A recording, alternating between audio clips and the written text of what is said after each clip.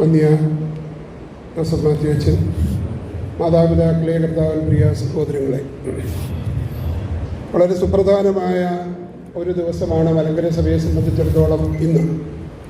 മലങ്കര സഭ കാതോലിക്ക ദിനം അല്ലെങ്കിൽ കാതോലിക്ക ഡേ ആഘോഷിക്കുന്നത് അത് കേവലം ഒരു ആചാരപ്രകാരമായിട്ടല്ല, മറിച്ച് ആചാരത്തിനൊക്കെയും അപ്പുറമായിട്ട്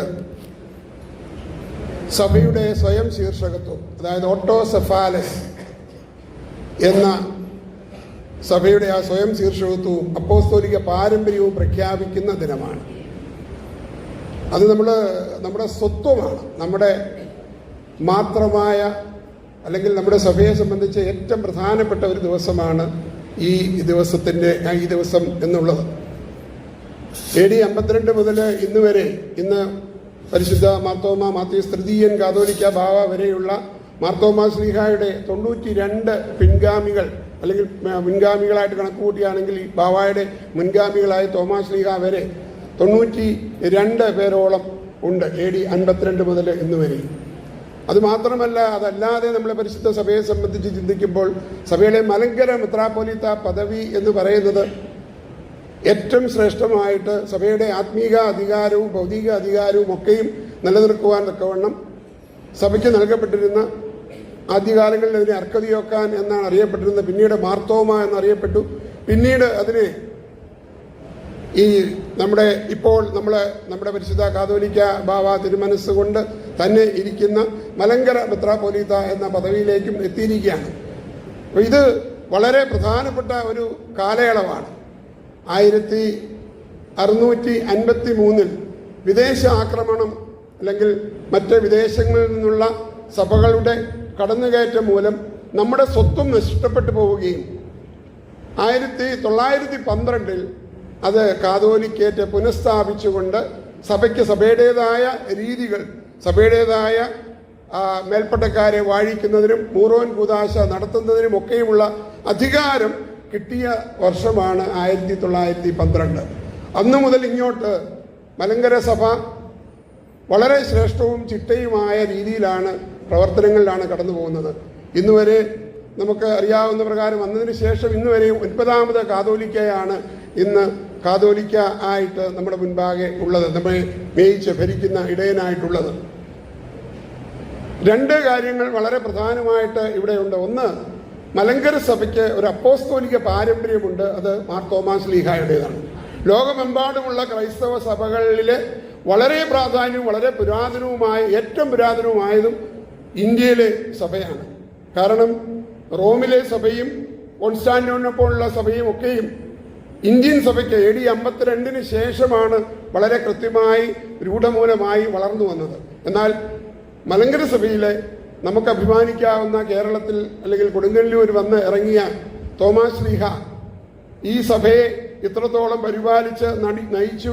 അതിനുശേഷം അനേക വിദേശ ആധിപത്യങ്ങൾ ഇതിൻ്റെ മേൽ കടന്നു വന്നുവെങ്കിലും അതിനെയെല്ലാം തകർത്ത് എറിയുവാൻ തക്കവണ്ണം അതിനെയൊക്കെ ദൈവത്തിൻ്റെ കൃപ കൊണ്ട് പരിശുദ്ധാത്മാവിൻ്റെ ദാനത്താൽ എല്ലാത്തിനെയും മാറ്റി ഇന്ന് പരിശുദ്ധ സഭ വളരെ കൃത്യമായി മുൻപോട്ട് പോവുകയാണ്.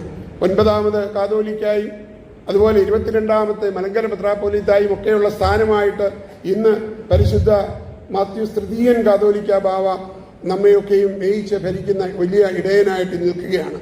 ഇത്തരുണത്തിൽ നമുക്ക് ഓർക്കേണ്ട ഒരു വലിയ കാര്യം, ഈ മലങ്കര മെത്രാപ്പോലീത്ത സ്ഥാനവും കാതോലിക്ക എന്ന് പറയുന്ന സ്ഥാനവും രണ്ടും രണ്ടായിരുന്നു 1912 മുതൽ ഏതാണ്ട് 34 വരെയുള്ള ഒരു കാലഘട്ടങ്ങളിൽ. 1934 വരെ 1934 സഭയ്ക്കൊരു ഭരണഘടന ഉണ്ടാവുകയും അന്ന് ഭരണഘടന പ്രകാരം കാതോലിക്ക എന്ന് പറയുന്നതും മലങ്കര മെത്രാപ്പോലീത്ത എന്ന് പറയുന്നതും 2 പേര് വേണ്ട, അത് രണ്ടും ഒരാളിൽ തന്നെ സന്നിവേശിപ്പിച്ചുകൊണ്ട് അന്ന് നമുക്കൊക്കെയും ഒരുപക്ഷെ പഴയ ആളുകൾക്കൊക്കെയും അറിയാം, പരിശുദ്ധ ബസേലിയോസ് ഗീവർഗീസ് ദ്വിതീയൻ കാതോലിക്ക ബാവായിലൂടെ ഈ 2 സ്ഥാനങ്ങളും, കാതോലിക്ക എന്ന പദവും എന്ന സ്ഥാനവും, കാതോലിക്ക എന്ന് പറയുന്നത് സഭയുടെ അടിസ്ഥാനപരമായ ഭരണ സംവിധാനവുമായി ബന്ധപ്പെട്ടതാണ്.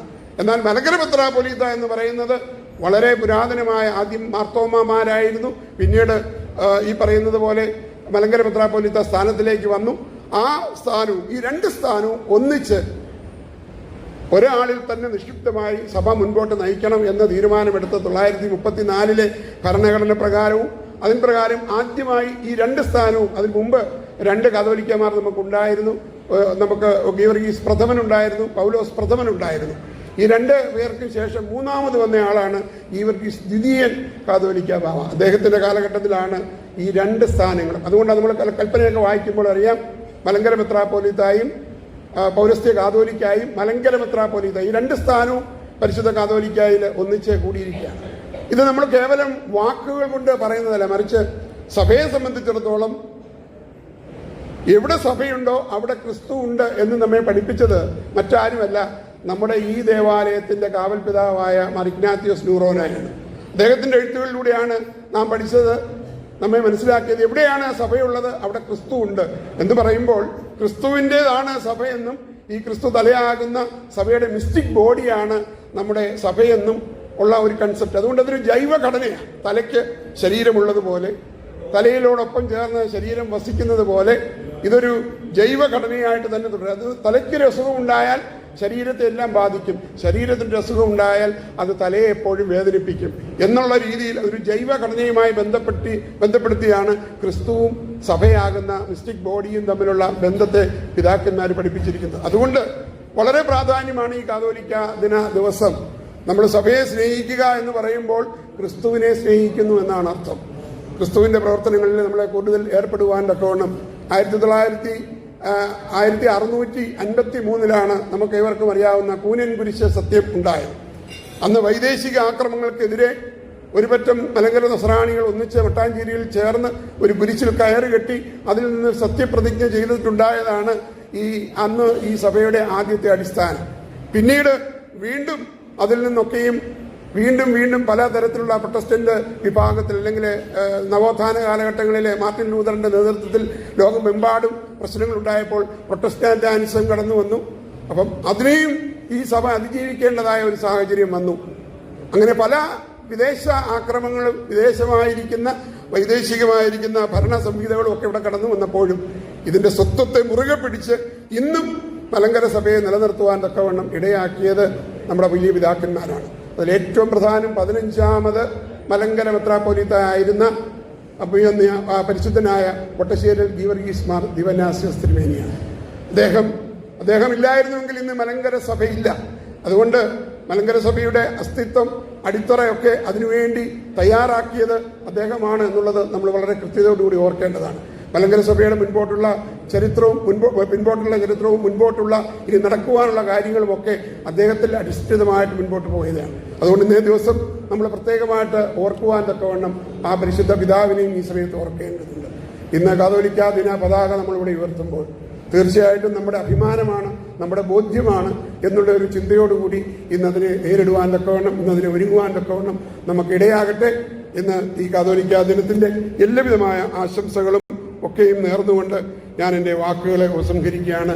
ദൈവം നമ്മെ അനുഗ്രഹിക്കട്ടെ. ഇത് നമ്മുടെ ബോധ്യമാണ്, ഇത് നമ്മുടെ സ്വത്വമാണ്. അതുകൊണ്ട് ഈ കാതോലിക്ക ദിനം ഇന്ന് വളരെ ആഘോഷപൂർവ്വം നമ്മളെ കൊടി ഉയർത്തുമ്പോൾ നമ്മുടെ ഓരോരുത്തരുടെയും അഭിമാനപൂർവ്വമായിരിക്കുന്ന നേട്ടത്തോടെ നമുക്ക് മുന്നേറുവാനിടയാകട്ടെ. ദൈവം നമ്മെ ഏവരെയും അനുഗ്രഹിക്കട്ടെ.